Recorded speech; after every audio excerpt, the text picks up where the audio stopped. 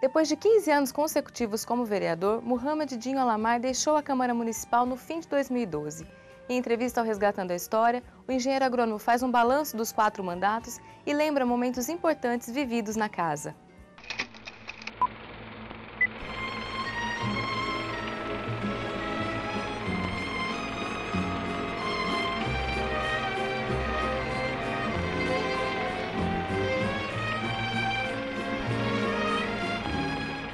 Bom, eu não nasci em Rio Preto, mas eu vim aqui, cheguei na cidade com menos de 1 ano de idade. Eu sou natural de Barretos, meu pai tinha comércio na cidade de Barretos e veio trabalhar na Caixa Econômica de São José do Rio Preto, né? E minha família veio junto, então eu cheguei em Rio Preto com menos de 1 ano de idade. Então, praticamente, estou com 53 anos, né? Tenho 52 anos de Rio Preto. Eu sempre gostei de política, né? Desde a época dos bancos escolares, eu disputei eleição em centro cívico, diretório acadêmico na faculdade, né? Participei sempre da vida política. E eu sou engenheiro agrônomo, né? Sou formado em agronomia, e eu trabalhava no Banco do Estado de São Paulo, no Banespo, e numa das cidades que eu atendi através do banco, eu fui convidado a sair candidato a vice-prefeito nessa cidade, né? E eu declinei, que eu falei, não, eu sou de Rio Preto, né? Eu venho aqui 2 vezes por semana apenas, e eu tive eu tenho um tio que foi prefeito aqui 2 vezes em Rio Preto, que é o Manuel Antunes. E eu falando isso para ele, ele me convidou a participar de uma chapa de candidatos a vereadores em Rio Preto. Isso foi no ano de 1992. Fui candidato, não ganhei a eleição, perdi a eleição, mas tomei gosto, né? Então aí depois eu candidatei novamente em 96, ganhei e tive 4 mandatos consecutivos, né, até o ano de 2012, em dezembro de 2012. Olha, eu sempre gostei de política, né, e com esse convite de uma cidade de fora, né, eu falei, não, se eu tiver que fazer alguma coisa, eu vou fazer pela cidade que eu gosto, né, eu cresci aqui, né, acho Rio Preto uma cidade fantástica, maravilhosa, né, a gente, quando sai um pouquinho de Rio Preto, fica louco para voltar, então eu tenho essa paixão pela cidade e resolvi participar para até entender os problemas da cidade, né, e quando você entra na política, você começa a gostar mais da cidade ainda, porque você vê as coisas boas e as coisas ruins. E a gente tem que saber lidar com tudo isso, saber administrar isso e ajudar a resolver essas questões. Minhas campanhas eleitorais que eu participei, praticamente não mudou nada, né? Porque eu sempre fiz uma campanha sem gasto. Minha campanha, eu nunca pintei muro, nunca fiz outdoor, nunca distribuí nenhum tipo de brinde. Minha campanha é uma campanha muito simples. Nunca dei churrasco, nunca dei bola, jogo de camisa. Minha campanha é uma campanha muito simples realmente de contatos, né, de amigos e de trabalho que a gente tem em determinado ponto da cidade, em algumas comunidades, né? Então isso cria um elo de amizade. Então a minha campanha é muito simples, eu vou atrás dos amigos. Eu não tenho gastos de campanha, não tenho equipe que me ajuda na campanha, não contrato ninguém para trabalhar na campanha para mim. Quem trabalhou para mim foram meus familiares e meus amigos. Na primeira campanha eu me deparei com uma situação muito difícil, né? Eu acanhado para pedir voto, né? E logo no início da campanha eu cheguei numa praça, o pessoal estava jogando baralho. Eu cheguei, eu não sabia se eu entregava o santinho, esperava o pessoal terminar de jogar baralho. Falei, eu vou esperar eles terminarem, né? E na hora que eles terminaram, eu dei meu santinho assim, eu senti uma certa indiferença, né, no pedido. O pessoal olhou como assim, com certo desprezo, né? Mas eu acho que isso faz parte do jogo político, porque as pessoas realmente estão descontentes com a classe política, né? E a classe política muitas vezes tem dado motivo para isso. Então eu entendi, eu falei, olha, preciso tentar mudar esse quadro pelo menos, né?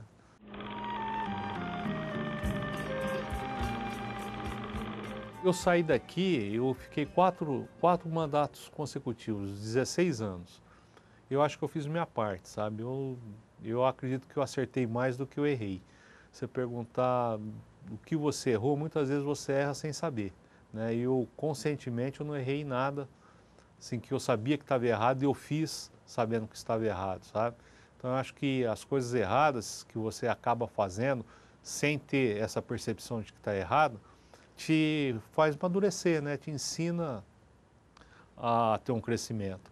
E eu não me arrependo de nada na política, não. Eu acho que se eu me tornar vereador, né, ter essa oportunidade novamente, né, não sei se o futuro para mim vai ser isso, né, que eu tenho uma profissão, sou engenheiro agrônomo, e eu faria tudo de novo, sabe? Eu não tenho mágoa nenhuma e nem queixa nenhuma da política. Quando eu ganhei a eleição, ganhou o prefeito Liberato Caboclo, né? Era uma novidade para mim, né? A gente entra com muita vontade e às vezes você esbarra muitas vezes na legalidade das coisas, né? A gente não faltou essa noção no início, porque você acha que vai conseguir fazer tudo, né? Vai consertar tudo, é só você que está o certo, os outros estão errados. E mais uma coisa marcante que aconteceu foi que eu tive a oportunidade, na época, foi no início das instalações dos radares na cidade. E eu tive a oportunidade de ser presidente de uma CPI, né?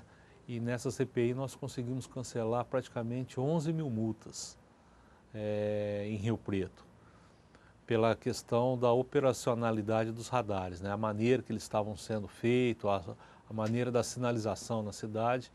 Então isso foi uma coisa bacana para mim, porque eu aprendi muito a lidar com legislação, sabe? Nós contratamos na época um ex-promotor da cidade que nos ajudou bastante nessa questão de leis. Então eu comecei a, vamos dizer assim, a entender o melhor o que é uma política, né? Como se faz uma política, como você tem que lidar com a legislação dentro do poder legislativo. Então para mim isso foi muito gratificante, porque aprendi muito e nós conseguimos na época dar uma brecada, assim, vamos dizer assim, nessa ganância que é o sistema de arrecadação, né?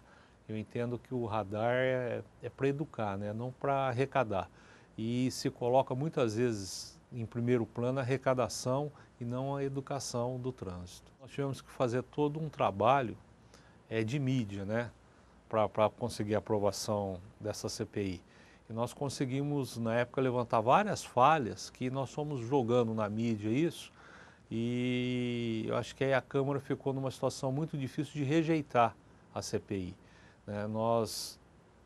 A grande maioria dos motoristas insatisfeitos, né, com o sistema de radar, muitas multas elaboradas de maneira errada, né, e essa ganância de arrecadar que foi instalado, que acredito que até hoje ainda continua, né? A gente lê nos jornais aí que a arrecadação em termos de multa e a quantidade de multa tem aumentado mês a mês. Então acho que alguma coisa está errada, né? Porque então se está aumentando, você pega o número de acidentes e não diminui. Você pega a arrecadação subindo e a quantidade de multa subindo, então eu acho que o sistema está errado, né, de fiscalização.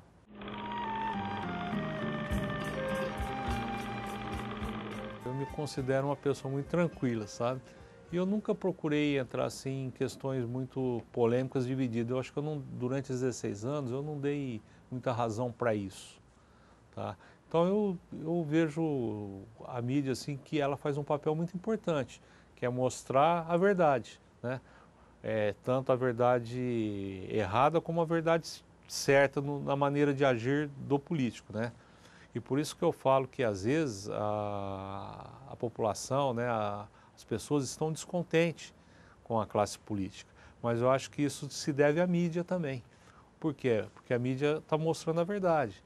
Os políticos muitas vezes têm errado. E isso repercute, né, em toda uma, vamos dizer assim, uma categoria política, né, uma classe política, né? Então eu acho importante o papel da mídia. Eu tive uma passagem muito tranquila pela Câmara, sabe, com relação à mídia, né? Eu não sou uma pessoa de muita conversa, assim, de debater muito as coisas. Eu tenho o meu ponto de vista e dificilmente para me convencer que eu estou errado naquilo é um pouco difícil. Então eu sempre mantenho minha posição. Durante meus 4 mandatos aqui, eu tive uma vamos dizer assim, uma participação de independência com o Executivo e até de independência com a própria Câmara. Eu nunca fiz parte de blocão, de bloco, de bloquinho. Eu sempre agi independente, agi de acordo com a minha consciência, sabe? Então isso às vezes te leva ao isolamento, né? Porque você não tem grupo político, mas eu tenho a consciência tranquila do que eu fiz, do que tudo que eu queria agir, né? Da maneira que eu queria agir, eu consegui fazer isso por não participar de grupos políticos, né? Fui totalmente dependente do Executivo, né? Nunca, eu acho que eu acredito que tenha sido um dos vereadores que menos foi ao prefeito. Eu tive mandato que eu não fui nenhuma vez falar com o prefeito, sabe? Sempre trabalhei de forma independente, fazendo minha parte aqui na Câmara Municipal.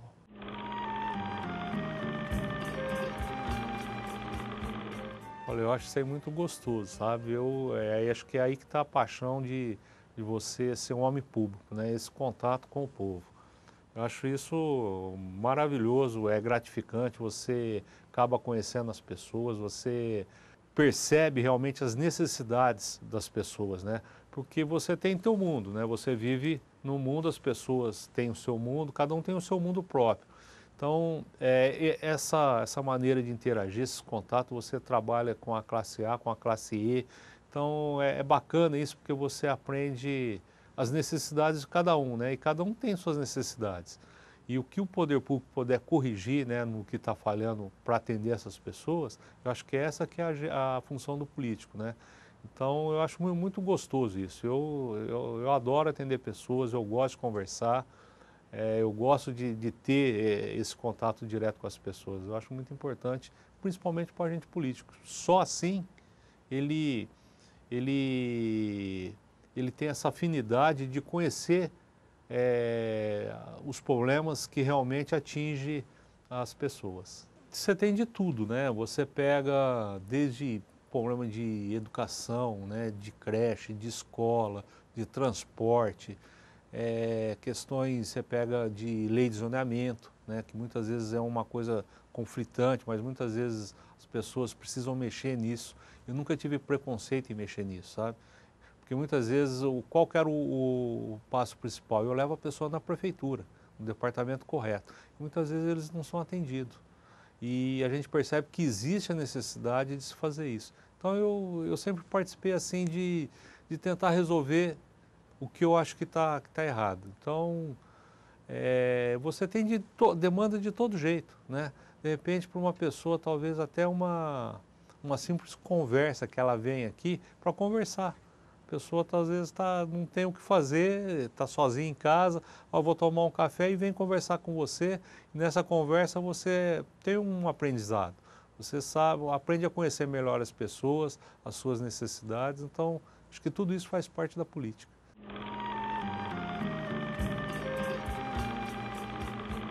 Olha, eu acredito que todo projeto que apresente, né, ele tem uma finalidade, ele tem seu objetivo. Talvez não possa ser importante para a cidade como um todo, mas talvez é importante para uma determinada região, para um determinado segmento de pessoas, né? Mas eu tive alguns projetos que me marcaram bastante, né? Eu acredito que eu tenho mais de 100 leis aprovadas, mas eu tenho alguns que eu gostaria de destacar, que foi uma briga jurídica muito bacana que nós fizemos, foi a proibição da queimada da palha da cana-de-açúcar no município. Rio Preto foi a primeira cidade do estado de São Paulo a proibir a queima da palha da cana. Isso criou um conflito muito grande, porque nós somos cercados de destilarias e usinas, né, na região. E existia pessoal que plantava cana dentro do município de Rio Preto. Então, as usinas recorreram, né? Dessa lei nós vencemos na justiça isso. Então, foi uma coisa muito bacana, porque essa lei se espalhou e se tornou uma lei estadual, né? Que gradativamente está se proibindo a queimada da palha da cana. Mas Rio Preto foi pioneira nesse aspecto. Foi a primeira cidade a proibir a queimada da cana. Eu não me recordo o ano, mas foi uma das primeiras leis que eu fiz. O pessoal reclamava de ficar lavando as calçadas, as pessoas reclamavam que tinham acabado de colocar a roupa no varal, né, aquela fuligem da palha da cana, ela vem e sujava a roupa e ela vem de longe, viu? Hoje acontece isso na cidade ainda, mas com menos frequência e menos quantidade, né? Mas o vento traz da cidade, nós estamos indo em Onda Verde, nós estamos indo aqui em Olímpia, né? E tem canas próximas aos perímetros limítrofes, né, de Rio Preto, e isso acontece, mas essas queimadas não são em Rio Preto. Inclusive eu, por ser engenheiro agrônomo, né, eu tenho clientes que quando foram multados, vieram reclamar comigo, né? Olha, você fez uma multa para mim, falar, não fui eu que fiz a multa, né? Existe a legislação que não se pode queimar a palha da cana em Rio Preto. E eu acho que é uma lei que veio e ficou e pegou, é uma lei muito bacana. Acho que é importante para o meio ambiente. E quando nós derrubamos ela na justiça, teve um parecer do juiz que ele falou, olha, que a usina estava alegando que a gente estava interferindo dentro de áreas particulares, né, dos produtores rurais de áreas particulares. E o juiz entendeu que não, que a queimada da cana se trata de saúde pública, né? Quando você faz a queimada da cana, você diminui a umidade relativa do ar, né? Isso causa doenças respiratórias nas pessoas. Você mexe com o meio ambiente, você queima, na queimada você mata pequenos animais, você mata micro-organismos dos solos, né? Você esquenta a temperatura do solo, você joga fumaça, né? Produtos, essa fuligem no ar, no meio ambiente. Então foi uma briga que durou, nós conseguimos na justiça, a lei, né? Eles recorreram. Então, para ela entrar em vigor, assim, ela ficou entre brigas jurídicas em torno de 1 ano e meio, mas prevaleceu a legislação de proibir queimar a palha da cana.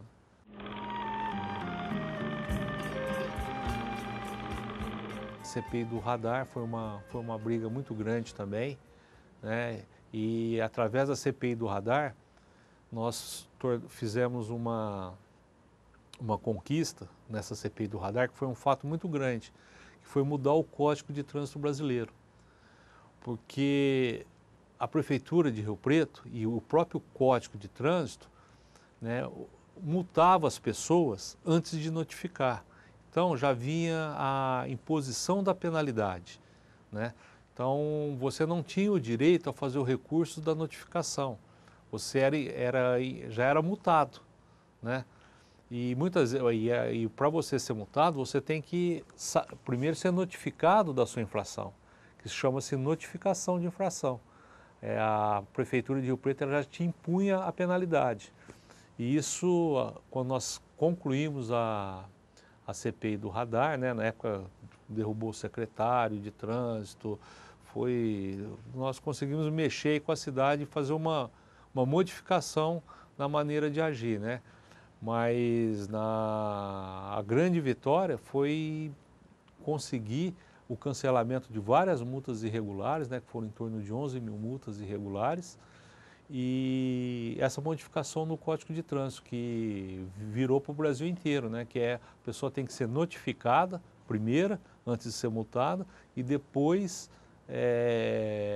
ela receber a imposição da penalidade. Então isso foi uma conquista muito grande, porque nós conseguimos mexer numa coisa a nível federal. Do último mandato meu, que eu acho que é uma lei muito simples, né, mas que de grande valia, para tentar acabar com essas pegadinhas na saída de banco, né, que são aqueles assaltos relâmpagos.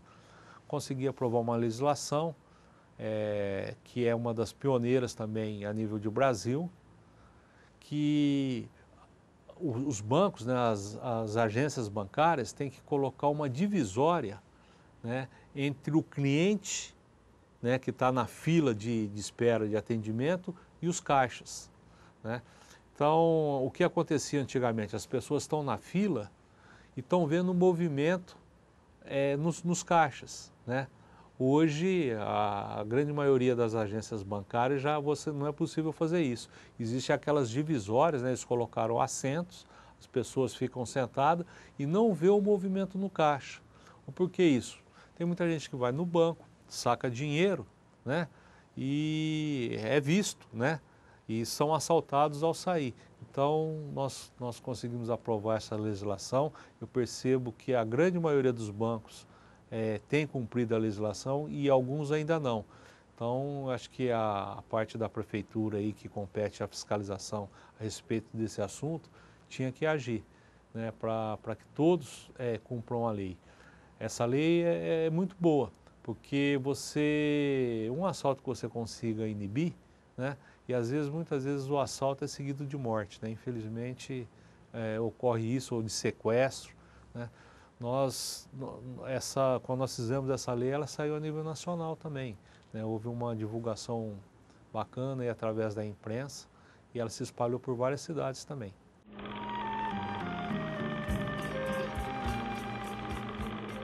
Eu aprendi muito, né? Eu tive, assim, hoje eu acho que as pessoas que eu tenho amizade são pessoas que eu consegui através da política.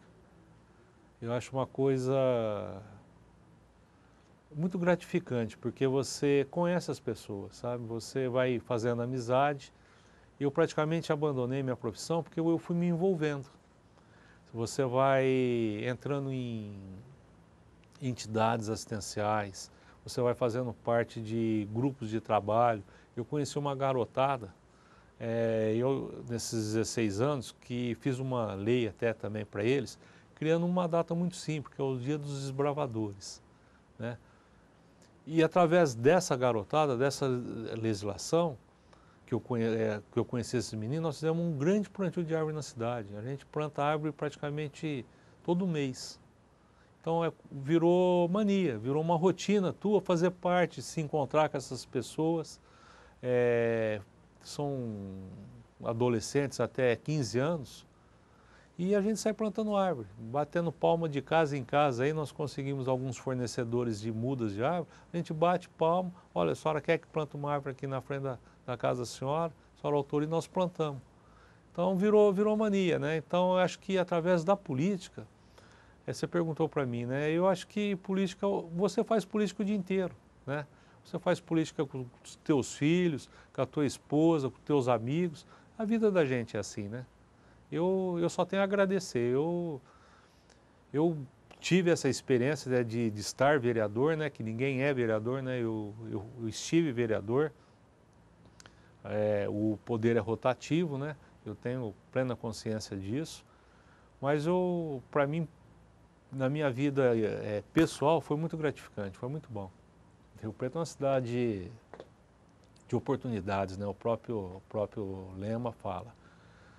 Eu tive essa oportunidade de chegar aqui muito novinho, né? E acompanhei a cidade e terminava na linha férrea, ali na Avenida Senobelino de Barros Serra.